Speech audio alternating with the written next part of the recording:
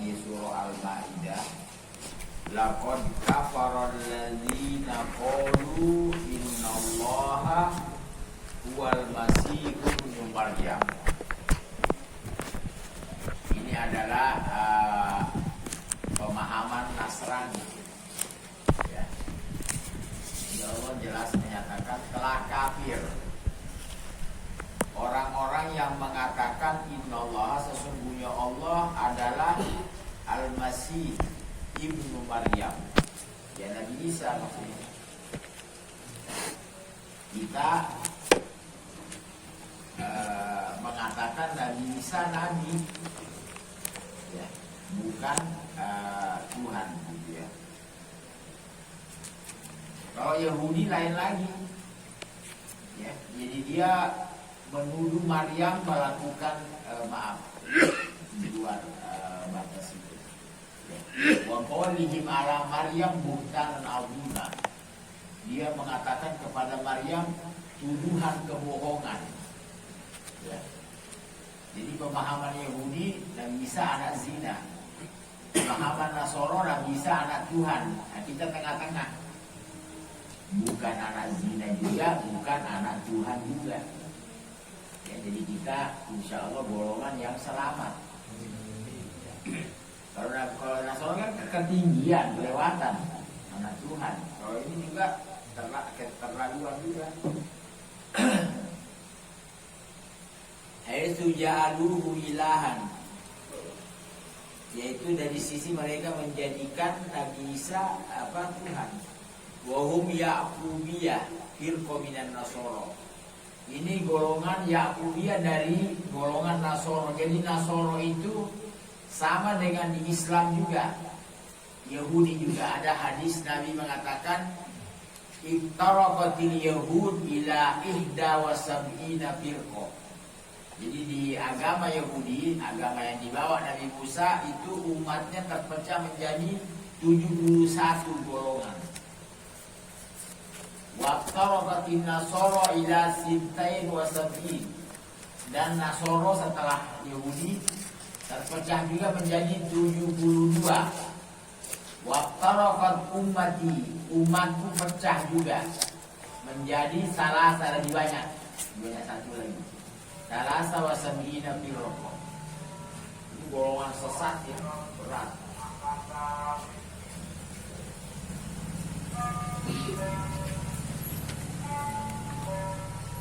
Itu Imam Ibnu Hajar kalau nggak salah dalam kitab Asyadiyahnya, firqa Syiah saja itu terpecah menjadi 12 pecahan. Ini baru satu di Syiah. Belum lagi Mu'tazilah ada, Qadariyah, Jabriyah, banyak pecahan-pecahannya.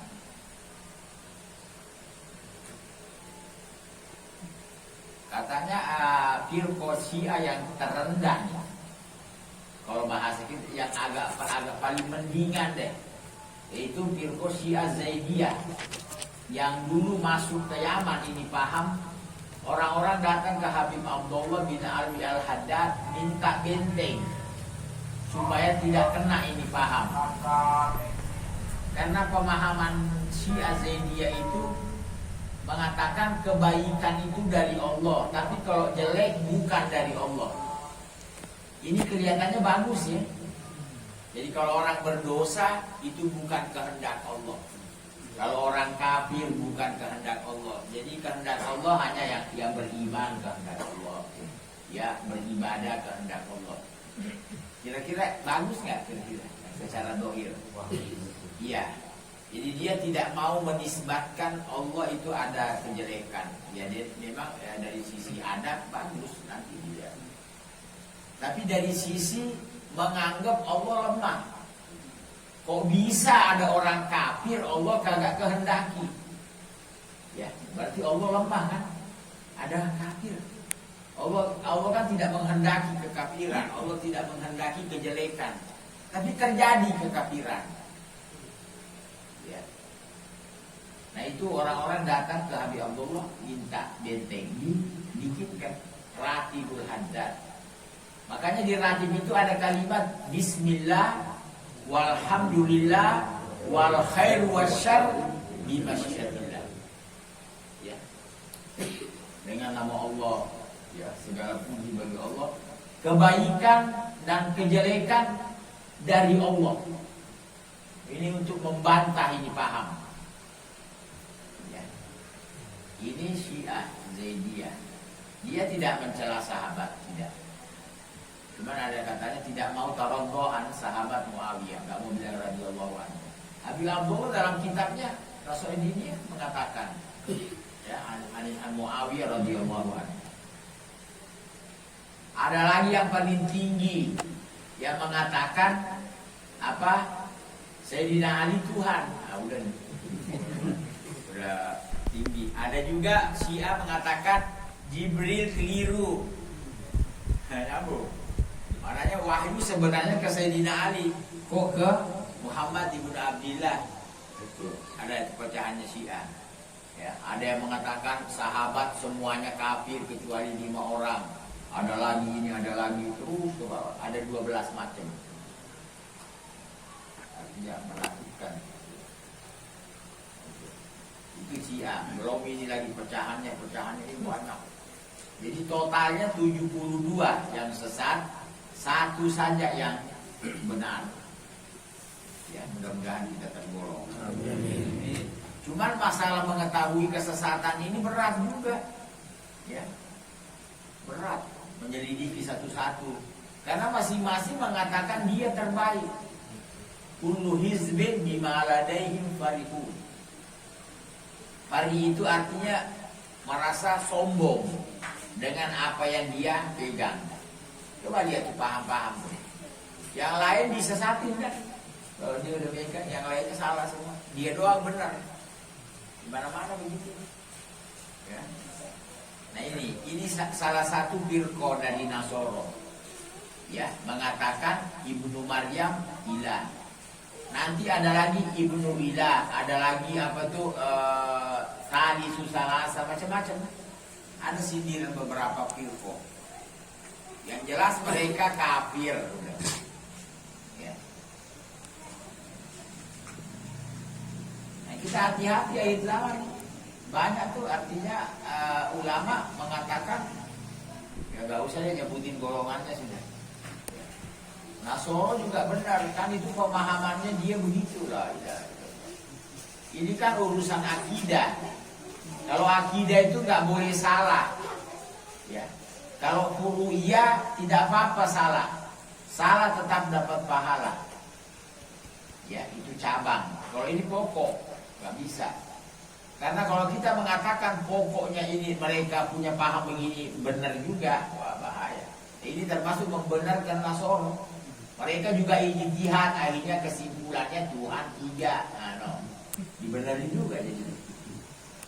Kalau furu nggak apa-apa berbeda. Kayak dalam madhab, ya. Kayak Imam Syafi'i punya pemahaman dalam ayat Aula mastumun nisa. Ini ayatnya satu, tapi pemahaman berbeda-beda. Ya kalau arti letterleknya atau kau sentuh wanita, wudhu kita batal. Itu yang dipegang Imam Syafi'i sudah. Kalau Imam Malik, kalau menyentuh wanita ada syahwat baru batal. Kalau tidak ada syahwat tidak. Tapi memprediksi syahwat susah. Ya, artinya contohnya nih. Ya kalau kita di Jakarta deh, kita naik bis kota, terus dijengkel sama cewek. Diem gitu. Akhirnya dia nanya, Kak, Bapak siapa nih? Oh Bapak diem. Dibenjak diem gitu. Berat. Mengukurnya syahwat kan susah. Mending menghindar deh. Ya, mending udah mundur aja udah. Ya kan artinya waktu kita senggolan tadi ada syahwat kagak. Tapi anak dibenjak ada nyaman juga rasanya. Iya kan? Cuman nggak ngomong kalau nyaman. Berarti ada syahwat. Syahwat itu sesuatu yang kita kayak makanan kita suka, syahiyat. Ya paham ya? Ada juga kadang-kadang makanan maaf kita tidak sahih, beda-beda. Mengukurnya susah. Makanya yang lebih hati-hati itu madhab Syafi'i. Kalau Imam Syafi'i menyenggol udah batal, nggak ada lagi bilang ada syahwat atau enggak. Ya, karena nggak ada termometer untuk mengukur. Tapi sekarang ada subhanallah bisa diukur. Artinya getarannya ada. Gitu. Ya, jadi artinya ini perbedaan. Nah ini kan pasti ada yang benar, ada yang salah. Siapa yang benar? Imam Syafi'i yang benar apa Imam Malik? Kan kita nggak tahu. Nah, makanya ada hadis man ijtahada fa asaba falahu ajrani. Siapa orang yang berijtihad dalam satu dalil, ayat atau hadis, benar dapat 2 pahala. Wa man ijtahada fa akhta falahu ajrun wahid. Kalau dia ijtihad salah. Kita sekarang 2 masalah ini. Ya, kita kan nggak tahu apa yang dimaksudkan oleh Allah dalam ayat atau kau sentuh wanita. Ya. Disentuh. Makanya Imam Syafi'i juga mengatakan menyentuh wanita tidak semua. Kalau anak kecil enggak batal. Tapi jangan juga bilang oh yang balik batal. Bukan di situ ukurannya. Ukurannya syahiyah. Di saat orang sudah melihat itu wanita sudah menyenangkan, dia udah suka. Sukanya laki-laki normal ya, ada juga abnormal tuh. Ada tuh di wanita tuh, anak kecil diperkosa, ini anak juga nggak normal nih orang. Ya. Kalau yang normal ya paling tidak yang agak dewasa dia itu udah senang. Jadi makanya kalau ada perempuan dilihat sudah menyenangkan, walaupun dia belum balik kita sentuh batal. Ya, kita sentuh dia kita batal. Nanti bilang kan belum balik, iya tapi kan udah itu. Ya kan perempuan itu beda-beda. Apalagi perempuan di luar tuh, ya kayak di kita biasa haji tuh, ada tuh anak perempuan dari Mesir, baru 9 tahun, kayak anak 17-an di kampung kita. Nah kita 9 tahun masih main digot, bocah, belum ada yang senang ngeliat itu, belum menarik gitu istilahnya. Ya beda-beda, artinya iya beda-beda. Makanya ada riwayat tuh Siti Aisyah itu haid 9 tahun. Sudah haid. Nah, itu. Jadi ukurannya syahwat. Maknanya syahwat artinya kalau ada perempuan sudah orang ngelihat, orang normal ya. Kalau nggak normal lain lagi. Nah itu perbedaan. Ini nggak masalah, wajar. Karena itu furu'. Nah kalau perbedaan usul enggak. Kayak tadi tuh perbedaan tentang ya masyiah dari Allah ini doang ini ya itu kan sudah asal. Kayak sekarang nih masalah Nasoro. Ya mereka punya ikut Tuhan 3 dan Nabi Isa Tuhan dan sebagainya itu kafir dan di luar. Qul fama yamliku ayadfa minal amin adabillahi syai'an in arada ayyuhlikal masih. Jadi bagaimana kamu mengatakan Masih putra Maryam Tuhan, padahal Allah bisa mematikan dia? Bisa. Bagaimana Tuhan mati? Kan udah gak connect sudah, gak mungkin. Nanti di ayat lain Nabi Isa dan ibunya kana yakulani ta'am, makan. Masa Tuhan makan? Karena makan ini maaf mengantar kepada perkara buang air. Berarti tidak suci. Ya, tidak ada kesucian. Sedangkan Allah itu maha suci. Jadi tidak buang air. Nah ini Nabi Isa makan. Kata Allah ya dalam Al-Quran di surah Al-Maidah juga. Karena yakulan, jadi Nabi Isa dan ibunya. Karena juga ada yang mentuhankan ibunya. Ya. Jadi kalau dia makan berarti dia buang air. Tuhan buang air tidak pantas jadi Tuhan. Ya. Itu sindiran dalam ayat-ayat ya, mengenai mereka ini. Wa ummahu dan ibunya, wa man fil ardi jami'a, dan semua di bumi Allah mampu menghancurkan atau mematikan. Ya, halaka ini bisa diartikan mati atau hantu. Jami'a ela ahada yamliku dzalik. Walau kana al-masih ilahan, seandainya al-masih Isa putra Maryam Tuhan, ya, la qadara alaih, itu dia mampu menghancurkan semua manusia. Tapi kan tidak. Ya. Makanya nanti di hari kiamat katanya manusia ini pada datang pertama ke Nabi Adam. Nabi Adam udah nggak berani mengangkat suara. Ke Nabi Nuh, Nabi Ibrahim, Nabi istimewa ya, Nabi Musa, Nabi Isa, semua menyebut kesalahan. Kecuali Nabi Isa tidak menyebut kesalahan. Tapi dia tidak berani berdoa karena ada orang yang menganggap dia Tuhan.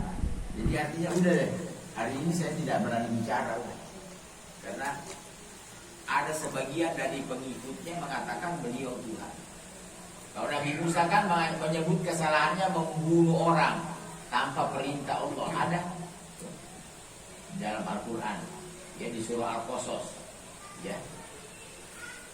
Wa kazabu Musa faqatu alaih. Jadi ada orang sengketa dari Bani Israil, kaumnya Nabi Musa, dan bangsa Kibit, kaumnya Fir'aun. Ya, ribut. Nabi Musa berilai. Dirilai, kaza itu katanya itu tangan tidak ngepal gini, cuma diginiin doang, mati itu orang. Bagaimana kuatnya Nabi Musa, bagaimana diginiin, nggak nyambung. Jadi dia cuma gini, kayak ada orang berkelahi, dua orang, terus kita relay dipisah, jadi kayak didorong gitu dadanya, meninggal. Nah itu Nabi Musa nanti di hari kiamat nggak berani. Di saat manusia datang minta syafaat, enggak, saya tidak berani, saya pernah bunuh orang tanpa perintah dari Allah. Apalagi kesalahannya Nabi Ibrahim. Nabi Ibrahim gak berani ngangkat suara dengan alasan pernah bohong 3 kali. Nah ini bohongnya Nabi Ibrahim itu kalau dikatakan tauriyah, kalau diamati tidak bohong. Nah, apa bohong pertama? Jadi Nabi Ibrahim ini hidup pada masa Raja Namrud, ya. Namrud ini di samping di negeri di ibu kota deh kalau kita. Ada patung di situ mereka sembah. Di satu tempat, di satu pulau ada juga patung di sana. Jadi kadang rakyatnya kalau hari Idnya kita nih, hari Id disuruh ke sana menyembah berhala yang ada di sana. Kecuali yang sakit, tidak apa-apa, nggak ikut, ya. Nah, di saat petugas datang,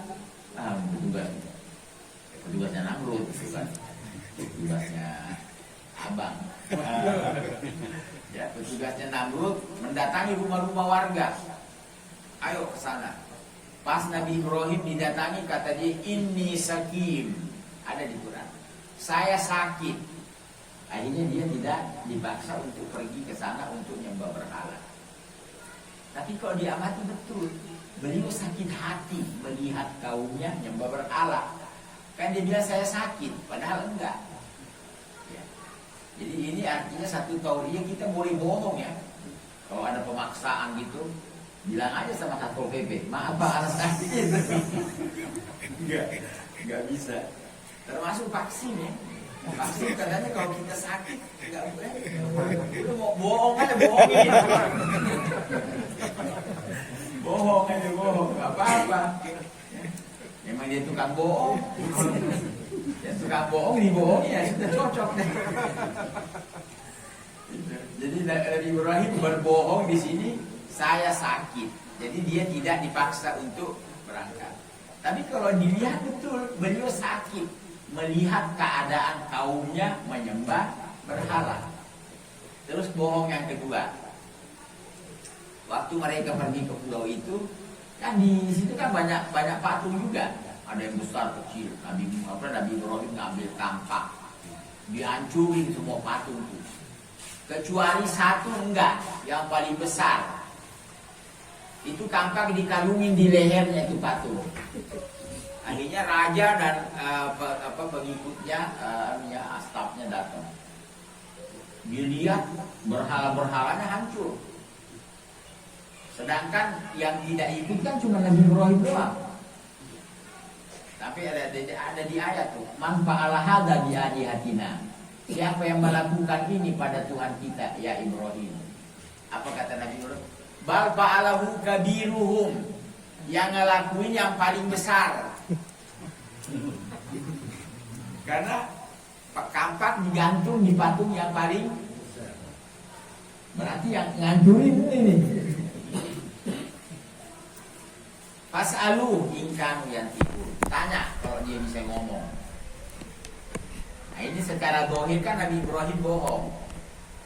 Ya, yang ngancurin yang paling besar. Tapi kenyataan yang paling besar kedudukannya di sisi Allah Nabi Ibrahim. Dia yang ngelakuin kan?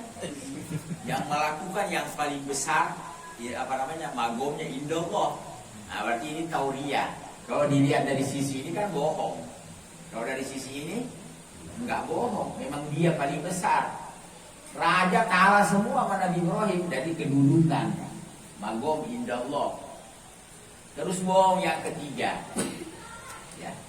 Waktu beliau masuk ke Mesir kalau tidak salah sama istrinya Sayyidah Saro, istrinya Nabi Ibrahim yang bernama Siti Saro.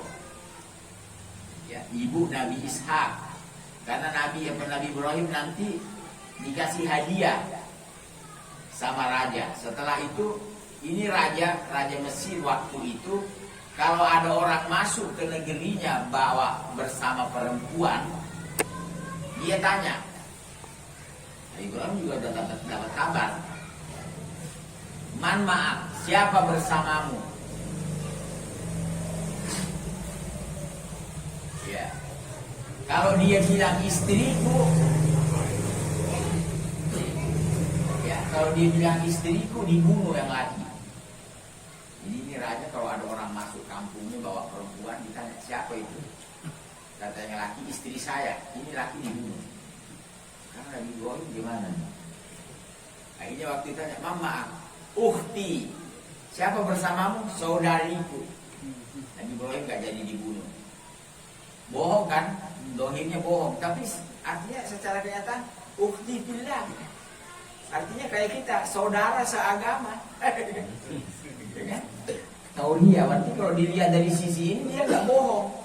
Ini saudari saya, saudari seiman, gitu loh. Ya, saudari seiman, bukan saudari kandung, gitu. Kalau dilihat dari sini dia bohong karena istrinya bilang saudariku. Tapi kalau dari sisi ini kan dia nggak bohong. Ini bohong begini aja Nabi Ibrahim ini udah nggak berani ngangkat suara di akhirat. Bagaimana kita bohong? Bohongnya bukan tauriya lagi, nyata-nyata bohongnya.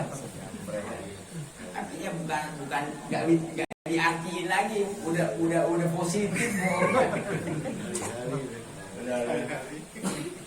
Bukan sekali lagi.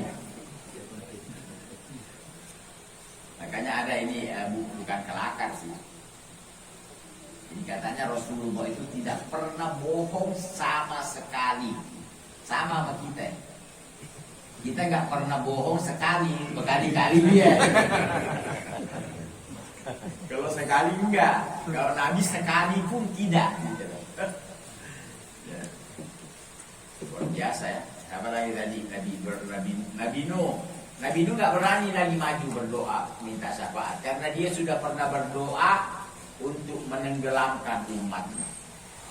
Nabi Nuh, Rabbi la tadar alal ardi minal kafirin dan dayyaro. Itu doa Nabi Nuh. Ya Allah, jangan biarkan ada orang kafir yang berdiri, yang hidup di muka bumi. Allah kabulkan doanya. Nah, di sana dia nggak berani lagi maju. Nabi Musa tadi udah jelas. Nabi Isa nggak nyebut apa-apa. Nabi Isa tidak berani minta berdoa, minta syafaat karena umatnya mengatakan dia Tuhan. Jadi dia ini udah ngeper aja, nggak berani maju. Nah, makanya disinilah Allah perlihatkan keutamaan derajat Nabi besar kita Muhammad SAW. Nabi adalah saya lah. Ini Nabi doang yang memintakan syafaat buat manusia.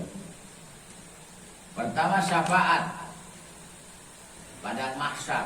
Barain pada mahsyar ini berapa lama? Itu di Quran dikatakan fi yaumin kana miqdaruhu khamsina alfasana. Pada hari yang mana ukurannya 50.000 tahun.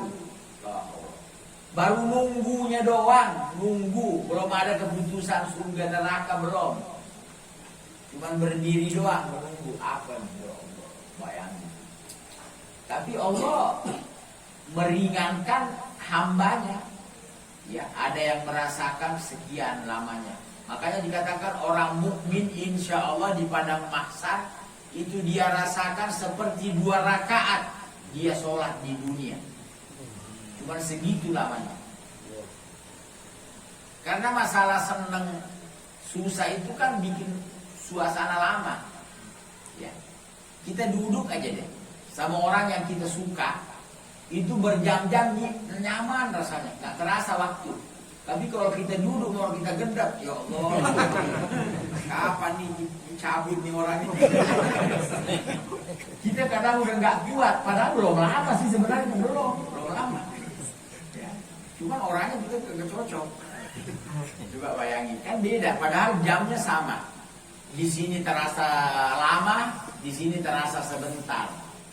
Itu dari perasaan. Nanti Allah jadikan orang di mahsyar itu bagaimana? Perasaannya ada yang merasa lama sampai sekian, ada yang perasaannya tidak lama. Bagaimana Allah bisa memberikan? Karena waktu ini yang punya Allah. Allah yang ngatur itu waktu. Dari sisi ini lama, dari sisi ini sebentar. Iya. Walillahi mulkus samawati wal ardh. Bagi Allah milik. Muluk itu kalau bahasa kita kan raja. Raja itu artinya memiliki satu daerah. Dia kayak dia yang punya deh. Enggak tanahnya, enggak orangnya, dia kuasai. Iya, itu pemahaman raja. Makanya raja itu susah untuk masuk surga. Ya, enggak raja, enggak siapa deh. Susah yang berkuasa tuh. Karena dia kadang-kadang dalam tindakannya ngalahin Allah. Ya. Allah disaingin, bagaimana ente mau masuk surga? Ya. Sombong, orang sombong gak bakal masuk surga. Coba lihat nih penguasa nih. Gak usah kita deh. Nanti jamaah lihat sendiri, ngirim apa kagak? Dengerin. Ini penguasa nih ngalahin Allah. Saya mau tanya, zina Allah haramin gak? Oh lama banget. Haram. Tapi ini zina, kalau ada izin dari pemerintah nggak apa-apa. Yang ketangkap yang nggak ada izinnya. Jadi yang berzina nggak ada izin itu tuh yang dikena hukuman. Kalau yang ada izinnya enggak, udah fair. Ini kan ngalahin Allah namanya. Perjudian kan haram dari Allah, tapi yang ada izin nggak masalah, nggak ditangkap. Yang ketangkep yang legal, yang nggak ada izin. Minuman keras Allah haramin, tapi yang ditangkap yang itu yang tidak ada izin. Jadi dia udah meninggi di Allah. Ini contoh doang nih, belum lagi yang lain. Udah jangan bahas bentar ketangkep loh. Gak ada gunanya ngomong. Ya benar ngomong apa coba? Ngomong dari sini. Karena kalau ngomong sekarang bukannya dikasih itu, diminum. Beda. Jadi ini Allah. Nah, yang jadi penguasa mutlak atau raja mutlak Allah. Malikal mulk. Ya, malik itu artinya yang menguasai, yang berkuasa. Rajanya raja deh kalau gitu. Allah itu rajanya raja-raja yang ada. Ya kalau mau bahasa sekarang presidennya semua presidennya raja. Allah yang menguasai semuanya. Enggak di langit, enggak di bumi. Mulkus samawat wal ardh. Wa ma bainahuma, dan antaranya. Jadi masih ada alam tuh. Langit satu alam, ada penghuninya juga. Ya. Bumi juga. Ini yang kita lihat. Ini Allah hanya menyebut yang dilihat oleh manusia pada zaman Nabi. Jadi banyak lagi tuh ciptaan Allah yang mana orang nggak lihat. Allah nggak sebut karena nggak ada gunanya juga disebut. Padahal kalau kita kan sudah ada ilmu praktek menjelaskan ada lagi alam ini Allah. Planet saja ini ya Allah, banyaknya planet. Tadi bumi ini besar, tapi ada lagi lebih besar. Di adian ada lagi yang lebih besar, sampai bumi itu kecil, sampai satu titik itu bumi, sampai hilang ini bumi dari kecilnya ini dunia. Padahal dunia, masya Allah besarnya kayak apa tuh? Ya. Ada lagi, kita nggak bisa mengukur. Ini yang artinya, taruhlah oke, masih masuk, ya apa di dalam ilmu orang, masih keliput. Ada tuh di internet, kita lihat bumi. Ada lagi lebih besar, planet lebih besar lagi, kita nggak tahu. Makanya ada di ayat Arsy ini artinya singgasananya Allah. Itu di situ ada kayak apa namanya misbah, lampu kayak lampu gantung. Itu lampu gantung maksudnya di situ semua satu alam. Ada langit, ada bumi. Ya. Nanti ada lagi satunya, ada 100.000 alam. Kita satu alam aja kita nggak mampu meliput. Bagaimana yang lain lagi? Ada lagi dan sebagainya. Bagaimana luasnya kekuasaannya Allah Subhanahu wa taala. Wa ma yakhluqu ma yasha. Allah menciptakan apa yang Dia kehendaki. Nah, ini masalah penciptaan. Yakhluqul kufur wal iman. Kembali ke awal tadi bahasan kita ya, tentang pemahaman. Jadi Allah yang menciptakan keimanan dan juga kekafiran. Huwallazi khalaqakum, ada ayat lain. Dialah Allah yang menciptakanmu. Faminkum kafir, ada yang diciptakan kafir. Wa minkum mu'min. Maka berbahagialah orang yang Allah ciptakan mukmin. Makanya ini nikmat kita syukuri. Alhamdulillah Allah ciptakan kita beriman. Ini syukuri, diingat dari Allah, ya Allah. Gak ada, iman itu bukan dicapai dengan kepinteran. Kita lihat nih banyak orang pinter luar biasa, tapi dia tidak dikasih iman oleh Allah. Contohnya ada orang tuh pinter bikin apa yang rumit, bisa bikin HP. Ya Allah, HP kita boro-boro bikin, benerin aja kagak kuat. HP kita kena apa error apa udah gonjang deh. Kita benerin nggak bisa, bagaimana bikin? Ada manusia luar biasa kepintarannya,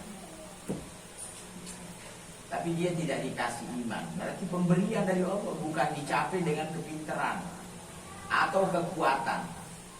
Ya, semua ciptaan Allah ini termasuk taat. Kita artinya tergiring untuk sholat, itu ciptaan Allah. Ya, kita tergiring untuk taat di apakah sholat, puasa, termasuk sedekah, ya, berinfak. Mau dinamain zakat kek, mau dinamain sedekah, mau apa aja, itu ciptaan Allah. Allah bikin dia bisa. Ya, wallahu khalaqakum wa ma ta'malun. Allah yang menciptakanmu dan yang kau lakukan, mau perbuatan baik atau perbuatan jelek. Makanya yang namanya perbuatan baik itu apa saja, taruhlah sedekah deh kita contohin, itu dari Allah. Allah kasih orang itu, ya, ada bahasanya taufik. Taufik itu Allah ciptakan kekuatan, kuat dia, dikasih kuat oleh Allah. Ini bukan ukuran duitnya banyak apa kagak.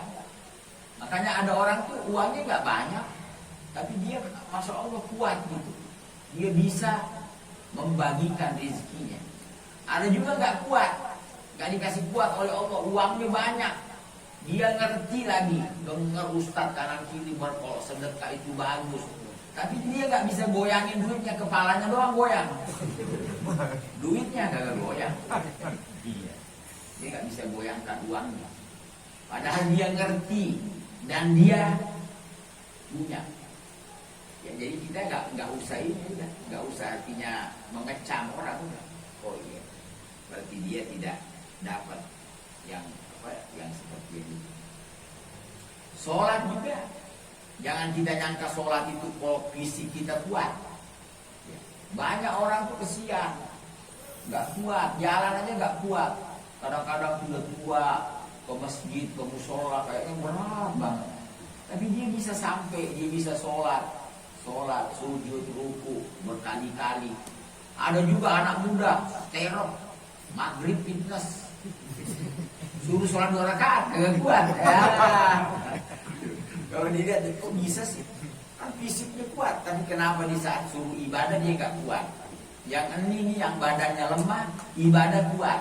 Nah itu kuat apa namanya itu? Bisa diprediksi kan? Nggak bisa, nggak ada yang bisa mengukur. Puasa juga, coba lihat, ada orang kita lihat fisiknya lemah, tapi dia kuat puasa. Ada juga orang uangnya sedikit ya, kalau kita ngomong apa adanya di dunia ini, apa namanya? Contoh sekarang, uangnya nggak banyak, tapi dia kuat mengeluarkan. Malah ada kadang-kadang orang nggak punya, dikasih, udah ambil dulu deh buat kau dulu, saya gampang, nggak punya udah. Nggak ada di badannya, nggak ada saldonya ya kalau kita. Nah kan banyak orang uangnya masya Allah, simpenannya ada, ini ada, tapi dia nggak bisa. Kan kenyataan kita lihat. Ya. Kita nggak usah bisa kafir dulu deh, di tengah-tengah kita nih kita bisa lihat.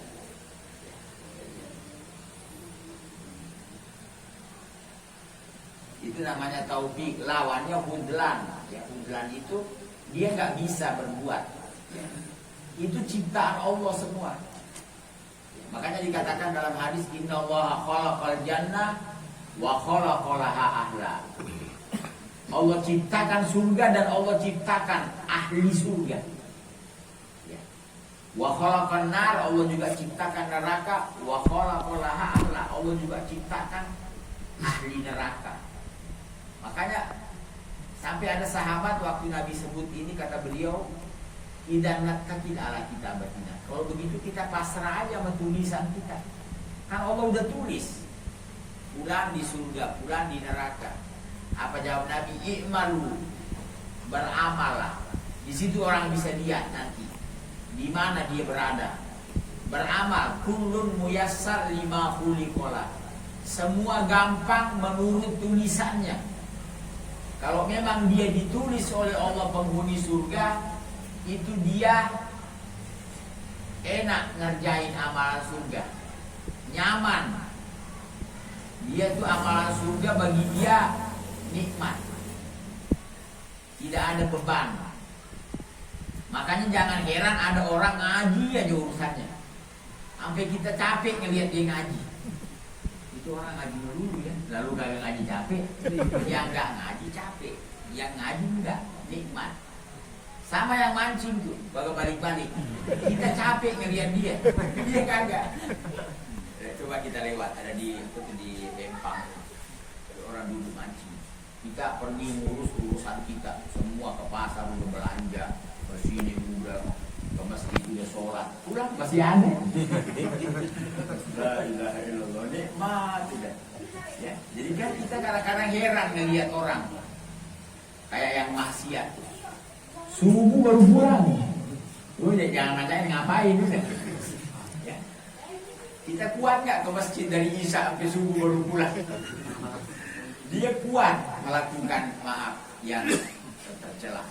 Itu bagaimana coba? Nggak dapat taufik. Jadi ada orang tuh dikasih Allah amalan. Makanya Nabi bilang, kamu beramal, nanti kau lihat sendiri tulisanmu di mana. Ya makanya orang harus mengoreksi diri. Saya kok kalau amal baik kok agak berat. Wah ini perlu dibenerin ini urusan. Mengerikan kan? Jangan sampai ini terus sampai akhir hayat. Ya mungkin ada orang lah, tapi kan masih ada perubahan. Kita harus lihat diri kita. Ini. Itu pengaruh dosa katanya. Makanya orang tuh kalau banyak dosa, ngerjain amal baik berat. Ya, coba lihat tuh ada orang berdosa, terus hadir tahlilan kan biasa baca Yasin. Berat baca Yasin. Begitu wa ilaihi turja'un, alhamdulillah. Beres dia urusan. Jadi dia enggak merasakan nikmat dalam ibadahnya tadi, enggak ada nikmatnya. Jadi yang nikmat itu yang dosa doang. Kalau udah berdosa udah nyaman aja udah urusan. Nah, itu kan kita bisa lihat keadaan. Nah, Nah itu masih alamat, belum kepastian. Kayak hujan juga. Hujan itu kan ada alamat sebelumnya. Biasanya kalau udah mulai agak mendung, ada angin dingin, itu kan alamat ada hujan. Tapi kan biasa kagak jadi juga. Ada juga kadang-kadang kita nggak nyangka hujan, panas, tahu-tahu hujan. Nah begitu juga artinya penghuni surga. Kalau kita lihat ini ya itu, tapi kebanyakan sih jadi kebanyakan. Kalau sudah ada kayak begitu biasanya hujan. Tapi kadang juga tidak. Nah kadang-kadang kita lihat orang amalnya amal surga, ya insya Allah dia sudah berada di situ posisinya. Ya.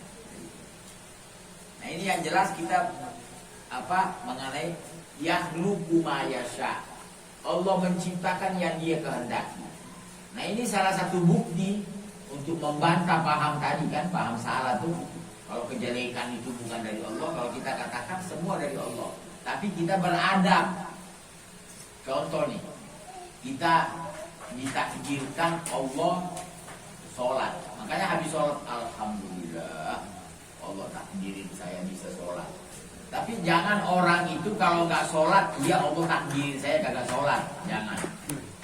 Padahal hakikatnya betul. Tapi itu kan kita beradab. Kayak sehat dari Allah, sakit juga dari Allah, makan dari Allah, minum dari Allah. Coba lihat Nabi Ibrahim dalam Al-Quran, bagaimana beradabnya kepada Allah. Huwaladzi yut'imuni wa yaskin. Dia Allah yang ngasih saya makan. Allah yang ngasih dia makan, walaupun prosesnya apalah. Wa yaskin, dia ngasih minum. Apa langsung dia katakan? Wa idza maridtu fa huwa yashfin. Kalau saya sakit dia yang nyembuhin. Padahal yang bikin sakit siapa? Allah yang bikin sakit. Bukan corona, bukan siapa. Biarin deh gua angkat lagi urusan itu. Ini akidah nih. Ya. Yang bikin sakit Allah, yang bikin sembuh Allah. Tapi kita jangan ngomong yang bikin sakit saya Allah. Kita beradab namanya. Ya. Makanya itu kan dalam zikir kan ada adab. Ada adab. La ilaha illallah wahdahu la syarikalah lahul mulk wa lahul hamd yuhyi wa yumiit biyadihil khair wa huwa ala kulli syai'in qadir. Di tangannya segala kebaikan. Padahal biyadihi syarr. Kejelekan juga di tangan Allah, tapi kita enggak sebut. Kita enggak sebut. Cukup kita yakin saja bahwa semua dari Allah. Ya, tapi di dalam hal, makanya Allah bantah orang-orang munafik waktu di zaman Nabi. Mereka ikut perang bersama Nabi. Terus luka, paham? Ada luka. Ya. Dia waktu luka dia nyalahin Nabi. Ini gara-gara ikut Nabi nih kita luka nih. Lalu dibantah. Kullu min indillah. Semua dari Allah.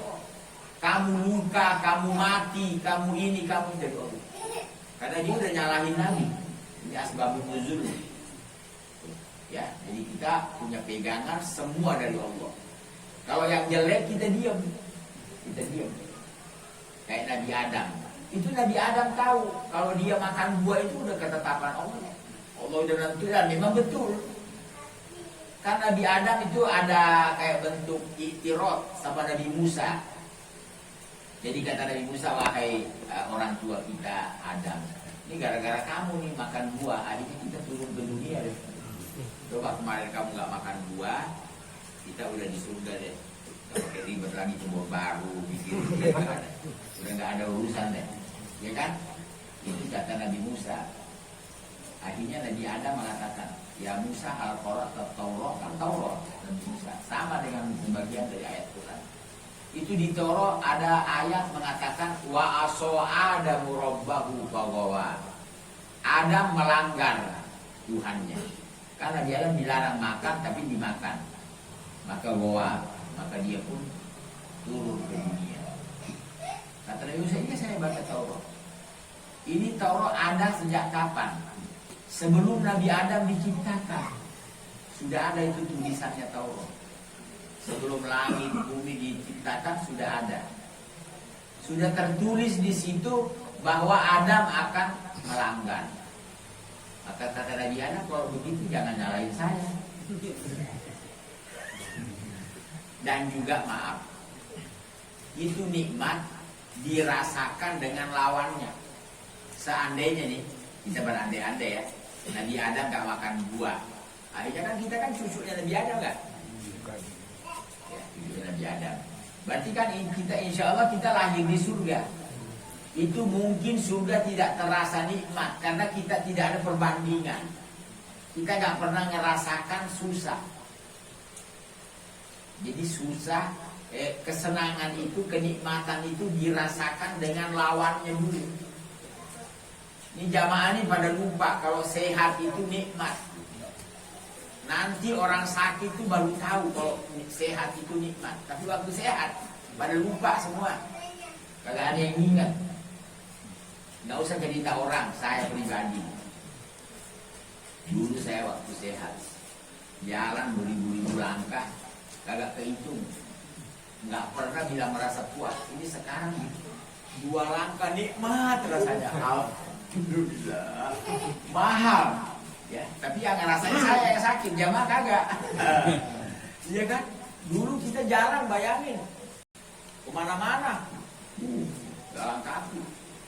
Saya dulu waktu dulu ya kalau saya bilang waktu kecil, saya dari desa ke desa jalan, kampung ke kampung, jalan kaki, nyaman aja katanya. Ya, artinya saya tidak merasakan nikmat. Nah, jangankan dari desa ke desa, dari tempat tidur ke kamar mandi aja sudah ngoyok. Coba bayangin, nikmat. Sekarang kalau seandainya saya ada ini, tahu-tahu ada agak nyaman sedikit, bisa jalan berapa langkah, itu terasa enak sekali. Kenapa enak? Karena dulu ada. Kalau seandainya tidak ada sakit, kita tidak merasakan nikmat. Nah ini juga salah satu. Kenapa Allah bikin proses keadaan seperti ini ke dunia dulu? Apalagi surga. Kita lewati perkara yang menyusahkan dulu. Ya, pada mahsyar nunggu lama. Nanti digiring ke hisab, diperiksa. Ada lagi namanya mizan, ditimbang amalan. Itu kan semuanya perkara-perkara yang membuat susah. Ada jembatan meniti, ada neraka di bawah yang enggak berhasil jatuh. Nah begitu orang selamat dari ini semua, masuk surga, nikmatnya luar biasa. Makanya orang surga waktu masuk surga apa ucapannya? Alhamdulillahillazi adhaba annal hazan. Segala puji bagi Allah yang menghilangkan kesusahan kita. Karena sebelumnya susah semua. Di dunia ini susah ya urusannya. Semua serba susah. Yang duitnya banyak tuh susah. Apalagi kagak punya, lebih susah lagi. Yang punya bini 4 susah tuh. Apalagi yang kagak punya, lebih susah lagi. Semua serba susah. Nanti bilang, dari mana tahu kalau bini 4 susah? Coba aja coba. Mau tahu, enak atau susah. Ini ada cerita jangan dicatat, dengerin. Ini ada jamaah kawin 4. Bininya Masya Allah. Ya, istrinya 4. Istrinya dibeliin rumah sama semua, Masya Allah. Dibeliin mobil sama semuanya, warnanya sama lagi, merah semua. Kita dengerin nikmat ya. Ini dengernya nih. Akhirnya lama-lama ini orang ketemu tidur di musola. Kok tidur di musola? Bini gua 4-4 ngambek, gak ada yang bukain pintu. Yang ini gak bukain. Padahal Masya Allah ya, kalau kita dengar nikmat banget. Masya Allah bininya 4. Masya Allah rumahnya bagus-bagus lagi. Bayangan kita ternyata susah. Kita kan jarang tidur di musola, alhamdulillah. Walaupun bini atur, kadang-kadang bini cuma separuh. Alhamdulillah masih bisa tidur di rumah deh. Ya, masih disambut walaupun dia megang kentong. Jadi artinya kita gak nikmat ini kok dari situ sih ngomongnya. Jadi maknanya kita paham deh, semuanya dari Allah. Makanya dunia ini Allah dalam ayat dikatakan Laqad khalaqnal insana fi kabad. Kami ciptakan manusia ini di dunia kabad. Kabad itu ngebet. Ngebet enak apa kagak? Hah? Ngebet itu kan berarti perkara tidak nyaman. Ya ada sesuatu yang tidak enak gitu. Itulah Allah menciptakan kita di dunia. Udah gak ada enaknya sudah. Makanya salah kalau kita nyari enak di dunia. Makanya keadaannya artinya mau diapain udah nemunya begini. Di luar perhitungan kita. Saya mau nanya, kira-kira kita ngarep presiden yang kayak apa kira-kira? Nggak usah bilang ini, kan pasti kita kan ngarepin yang presiden yang gagah, cakep, ngelihatnya enak. Tapi kok jadinya begini? Jangan ngomong aja. Iya kan? Di luar perhitungan. Emang nggak ada lagi orang kecuali dia. Nah, bingung ya jemaah. Sebelumnya lagi kita nggak ngejelekin orang. Kok tahu presiden kita buta, kagak ngeliat lah. Memang nggak ada orang melek lagi. Ya kan? Kan kita udah lalui semua udah. Bagaimana ini bisa terjadi? Ini lagi la ilaha illallah. Kayak artinya apa kita mau bilang nggak ada orang pintar. Banyak orang pintar tapi dianggap bodoh. Orang bodoh dianggap pintar. Kan itu sudah ada. Ya artinya kembali kepada kehendaknya Allah. Qulillahumma malikal mulk. Katakan bahwa Allah itu rajanya raja, penguasanya yang